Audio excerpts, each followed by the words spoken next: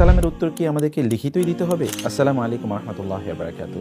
অনেকেই আমাদেরকে হোয়াটসঅ্যাপে, মেসেঞ্জারে, টুইটারে, ইনস্টাগ্রামে বিভিন্ন জায়গায় আমাদেরকে সালাম দিয়ে থাকেন। সেই সালামের উত্তর আমরা কিভাবে দেব? এক্ষেত্রে মূল নীতি হলো, যিনি লিখিতভাবে আপনাকে সালাম দিয়েছেন, সম্ভব হলে লিখিতভাবে সেই উত্তর প্রদান করা। আর যদি সেটি সম্ভবপর না হয়, তাহলে কেবলমাত্র মুখে যদি উচ্চারণ করে দেন ওয়ালাইকুম আসসালাম ওয়া রাহমাতুল্লাহ, অথবা শুধু সময়ের সংক্ষিপ্ততার কারণে যদি আপনি ওয়ালাইকুম আসসালাম বলেন, তাহলে আপনার জন্য যথেষ্ট হবে। উত্তম হলো পরিপূর্ণ সালামটা তাকে জানিয়ে দেয়া।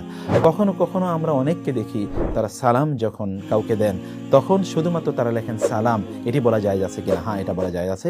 কেউ কেউ সংক্ষিপ্ত একটি অ্যাব্রিভিয়েশন ব্যবহার করেন, যেমন ওয়ালাইকুম আসসালামের জন্য ওয়া, আলাইকুমের জন্য আ, এইভাবে ব্যবহার করা জায়েজ নেই। কারণ এই সিম্বল ব্যবহার করার কোনো অনুমতি না আল্লাহ দিয়েছেন, না রাসূল সাল্লাল্লাহু আলাইহি ওয়াসাল্লাম দিয়েছেন। আল্লাহ তাআলা আমাদেরকে বুঝার তৌফিক দান করুন, আমিন। আসসালামু আলাইকুম ওয়া রাহমাতুল্লাহি ওয়া বারাকাতুহু।